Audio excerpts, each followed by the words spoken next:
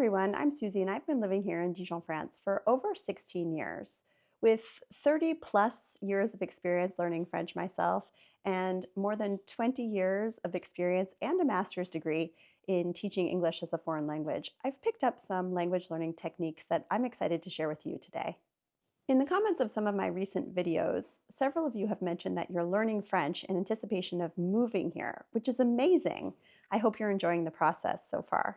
Today I want to talk about one of my favorite language learning techniques, extensive reading in a foreign language with a kind of bilingual approach. Extensive reading is a powerful language learning technique supported by robust scientific research.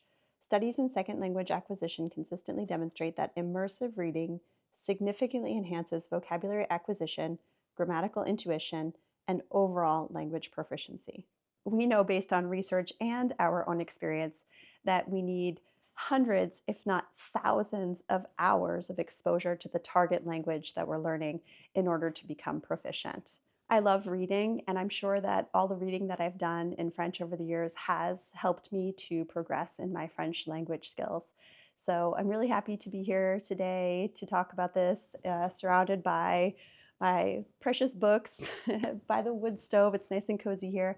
It's been getting cooler, colder, even snowed last week here in Dijon. So it's nice to be here warm and cozy inside, talking about something that I hope will be useful and practical for you. Let's get into it. I want to share a language learning technique that I've personally used for years.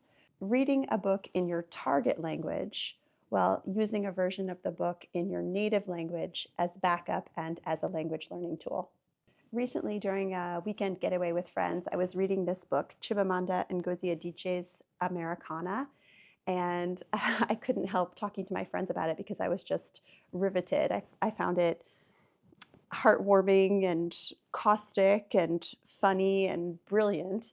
And I was talking about it with a friend that I was on the weekend getaway with, who she herself was reading a book in English, a novel in English, because she's working on her English and has been for many years as well.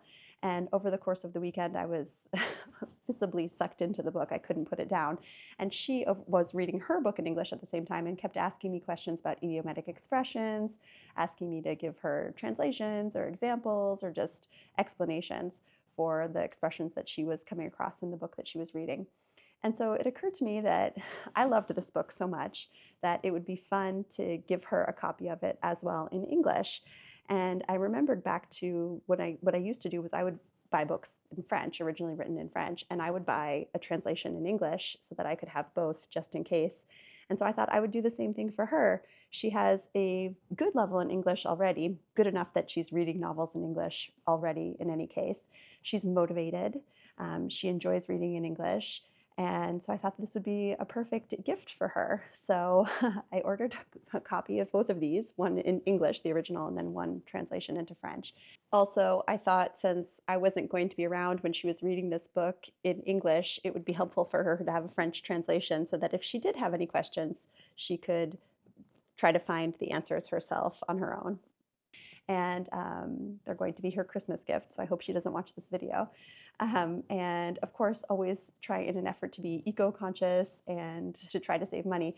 I ordered them both secondhand as well, as I am prone to do. And since I had both of these books lying around the house, I thought it would be a perfect opportunity to show you the system that I sort of use occasionally myself when I have access to a book, both in my target language, which for me is French, and in my native language, which for me is English. So once you have both versions of the book, I think there are different approaches that you can take for your reading challenge. The first, I think, would be to read the entire book in your native language to familiarize yourself with the language itself, the register, the tone, the plot, the characters, and then go ahead and try to read the book in your target language. Or I would say start by reading it in the target language, do your best, and only consult the native language, your native language version as necessary. Or you could read passage by passage, either start with the target language and read a passage, and then go check your comprehension and admire the translator's work by reading the same passage in your native language, or in the opposite direction, start with reading a passage in your native language, and then go ahead and read the same passage in your target language.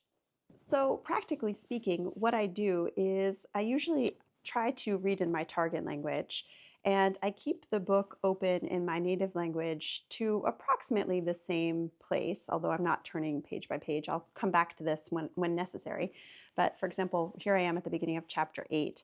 So, what I'll do is I'll be reading along in my target language, and if I come to a word or an expression that isn't clear from the context or that I'm just curious about, I usually underline it, and then I go searching for it in my native language version. So here we have, for example, I underlined the expression fouler au pied.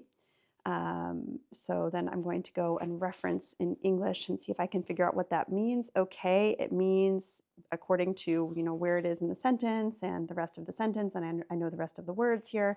Fouler au pied. Okay, it means trampled in the dust, or maybe just trampled, but something like that. Trampled or trampled in the dust.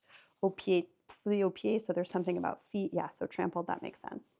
So in addition to my two versions of the book and my pencil, I also have another tool that I use when I'm reading, and that's my very special personalized dictionary. So you can see this is a little notebook that you're meant to write phone numbers and addresses in, and it has little tabs here on the side for the different letters of the alphabet. And so what I do when I feel like it, not every time because I don't want to interrupt the flow sometimes when I'm reading, but this is one reason that sometimes I just underline and then I'll go back and do this at the end of every chapter, for example. What I'll do, so it was fouler au pied, or fouler. I think I'm just going to write fouler. So what I would do is I go to the F section and I write the French, and then I write in English as well. And then when I'm being really serious, I also will go to the T area. So I'll write trampled in English or trample in English, and then I'll write the equivalent in French as well. And you can see I've had this little notebook for years and years. Um, and so I have accumulated a fair amount of new vocabulary this way. And what's really funny is that what I'll do when I come to write a new word down and I realize that it's already here, I'll put a little star next to it. And that indicates to me that it's a word that I have already taken the time to look up at some point in the past. So that means that I have not mastered this word. It has not sunk in yet in my long-term memory. Eventually, with time, I find that I do finally master certain words, but others, no, not so much. So for example, on this page, I have looked up berge, riverbank, and I know that one now, so we're good. But the other two, we have balbutier, stammer. So I've looked that one up at least twice because it has a star next to it, and I still don't know it to this day. Maybe now I'll remember. And béant or béante, which means open or gaping. Again, a word that I have looked up apparently on several occasions and still for some reason can't seem to manage to remember, probably because it's a word that I just don't hear that often or see that often in my everyday life. So I try not to be too hard on myself. I go back through and I read through this occasionally, and I can use it also to quiz myself as well when I'm trying to actively learn new vocabulary. And I think it's fun, and it's also sort of an indication of words that I have finally learned over the years as well, which is satisfying.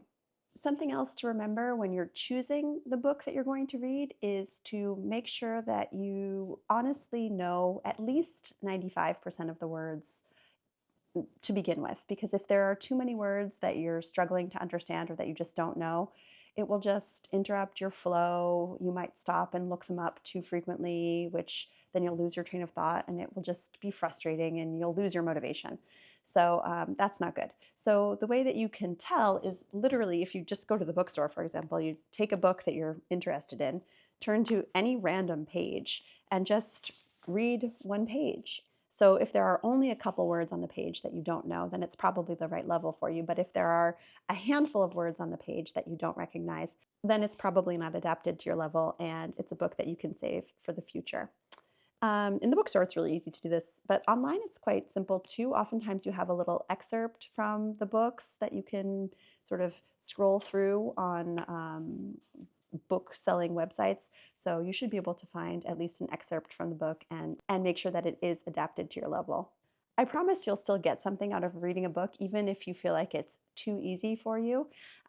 If you feel like you're not getting a good dose of new vocabulary, then you can focus on the grammar, for example, or you can just soak in the dialogues between the characters, or focus on the slang that they're using, or whatever. Reading a book in which you know all the words already is still good for your language learning. Whereas reading a book that is too difficult, the danger is that it will just be too frustrating and incomprehensible, and you'll just give up in the end. And that's just a shame, because we know that motivation is one of the most important factors in the whole language learning process. But if you feel like you're not ready for an authentic book, there are other options out there as well. So there are what they call graded readers or adapted readers, and I have a whole selection in English because I lend these out to my students, but they do exist in French as well. And so you can see, for example, each sort of publisher has their own system of ranking them in terms of difficulty, but oftentimes they make a reference to the European framework of reference level. So A1, for example, in this book means that it's for beginners. And they're fun. Like, I think that they are entertaining and enjoyable to read, even for me, honestly. And this is what I was saying with, being motivated and having a good story.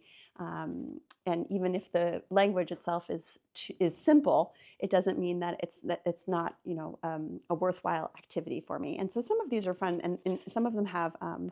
For example, some of them, not this one maybe, but some of them have audio tracks as well. They come with a CD, so you can even put the CD into your CD player if you still have one. And they probably have the audio tracks online as well somewhere.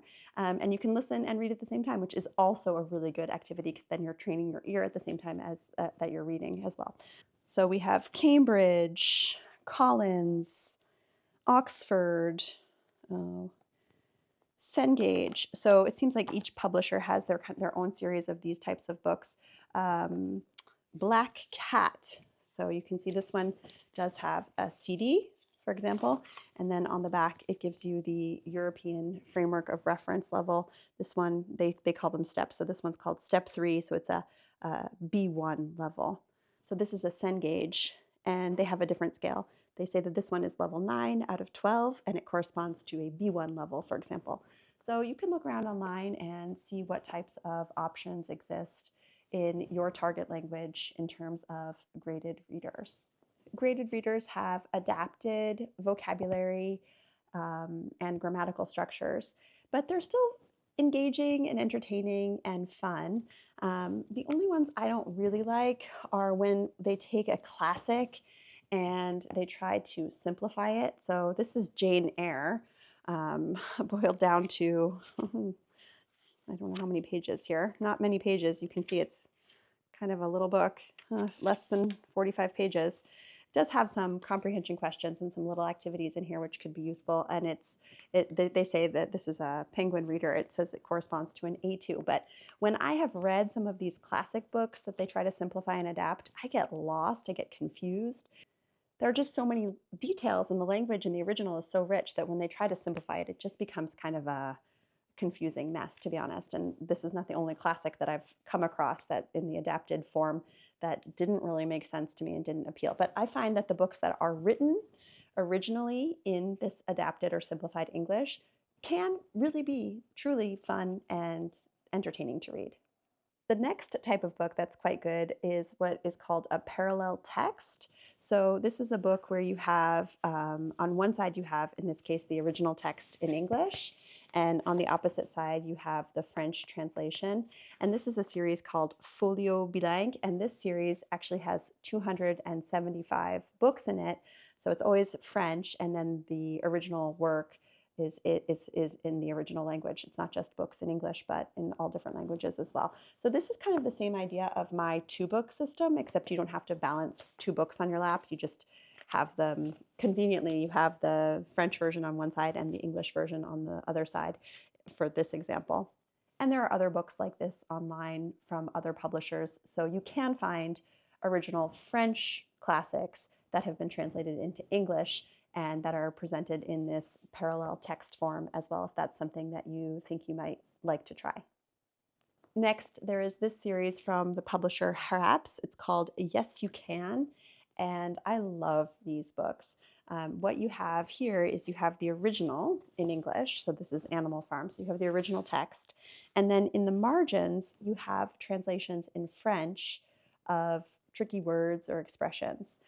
So this is for a Francophone audience, people who are reading in English, who are learning English, and who want some help with some of the trickier language. But this is a book that I use in class, and I enjoy reading it in English and having the French explanations as well here in the margins. It's kind of like when we're watching Netflix at home or when we're watching anything on TV at home in English, and my husband puts the subtitles on in French. I think it's kind of fun. It's just more exposure to the language in that way. So I think it's great. I didn't find any books like this that are written in French with explanations in English in the margins. But if you know of any, please let me know and let everyone know in the comments below, because that could definitely be helpful. These really are wonderful. So I have Animal Farm, and then I recently got Pride and Prejudice for my son, who is a native English speaker, but as opposed to getting him just the English version of the book, I thought it could be a little helpful for him to have the translations again of the tricky words and expressions here in the margins for him in French. And then if you do feel like you're ready for an authentic book, you can find something. It doesn't have to be, like classic French literature. You can find something contemporary and accessible. It doesn't have to be really difficult to read. For example, this is a wonderful series of comic books called Les Cahiers d'Esther, and there's one written for each year of this girl's life from the ages of about 10 to 18 years old, and these have been a great success in France, and my kids have really enjoyed reading these as well. And the cartoonist, the author, he actually met a little girl, and he had her tell him all about her life over the course of 8 years. And so the stories from the books are based on things that she told him, and they're really cute. And then you have the visual as well. So this can be fun. This can be fun to read. If you're into comic books, for example, you may enjoy something like this. And some contemporary French authors, like Annie Ernaux, for example, Nobel Prize winning Annie Ernaux, write in a really accessible way. I think that this book, La Place, which I read quickly, you can see it's kind of just a novella. It's not that long, just 100 pages or so. It was very accessible and easy to read and enjoyable to read as well. So instead of starting with something super complicated, you might want to just start with something a bit shorter and more contemporary, and you might be surprised to see how much of it you understand. So up until now, many of the resources that I have mentioned have been quite analog, and that's because I am a firm believer in that the act of writing something down, for example, with my little dictionary, does help imprint things better on long-term memory. But there are some amazing apps out there that you can use as well. I know that I use Quizlet, for example, with my students, which is fun and easy. You can sort of tailor your own vocabulary list. Same idea, right? Except that it's accessible then on your desktop, laptop, whatever, and they have an app as well. So you can create your own vocabulary list, and even just the act, I think, of typing in the words does help you remember longer term. But I don't think anything beats actually writing it down with a pen on paper or pencil on paper. So there's Quizlet, and then there's also Anki. And Anki uses spaced repetition, which is a scientifically proven method to help you with vocabulary acquisition, language acquisition in the long term. Basically, what it does is it will quiz you on words, and if it senses that you really know the word quite well, then it will sort of stop asking you the word, and then the word will pop up again at certain intervals to make sure that you really have committed it to your long-term memory. And if you have forgotten, then it's there to refresh your memory. So in addition to all of my paper books, which I of course love, I also have an e-reader, which I love as well for many reasons, not least of which is because when I'm reading in French, for example, if there's a word that I'm not sure of or that I want to look up, I just touch the word and up pops a translation, which is just so convenient and easy. It doesn't interrupt the flow when I'm reading. And sometimes what I'll do is I'll highlight the words so that I can come back later and look at the words that I didn't know. And at that stage, then I can put it into my little dictionary. But sometimes I just don't want to interrupt my flow when I'm reading, but I still want to check on a word. And this just makes it so easy. And I also do it when I'm reading in English as well. I'm in a lifelong learning process of acquiring new vocabulary in English as well. I can't remember at what age it plateaus, but I think I'm still adding new words to my vocabulary. So I really enjoy reading and being able to click on the word in English and have a definition pop up. It's great. And just a few last pieces of advice here. Um, I have only recently started to give myself permission to stop reading a book if I'm not enjoying it. Up until very recently, I would try to slog through a book, even if it wasn't captivating, even if I wasn't enjoying it, which meant that oftentimes instead of reaching for the book, I would just go on social media or I would do something else because I just couldn't face reading the book that I wasn't enjoying. Now I've reached a stage where I give myself permission to stop reading the books. Now I've realized there are so many amazing books out there just waiting for me to find them. So if I come across a book that I'm not enjoying now, I just stop and move on to the next one. So I'm just passing that lesson on to you that I have learned in case it could be helpful for you. And next, just remember that motivation is key. So that's why finding something fun to read is so important, because keeping it up and keeping going with your reading is going to be so beneficial for you and your language learning. If you are planning on moving here, having a certain proficiency in French is key. The stakes are a bit high, no pressure, but extensive reading like this can be a way to help you progress in French, in addition to all of the other things that I'm sure you're doing as well: grammar, flashcards, and listening to podcasts and watching TV shows in French. Continue doing all that as well. But let me know if you decide that you want to take on the challenge of reading something in French as well. I'd love to hear from you. I'd love to hear what books you're reading in your target language, and if you feel like extensive reading has been beneficial for you in your language learning journey. If you are planning on moving to France, make sure to check out this video, which has some other hopefully useful advice in it as well. And if you're moving here with small children, you might want to check out this video where I talk about how we raised our kids bilingual here in France. Thank you so much for watching, and until the next time, à bientôt!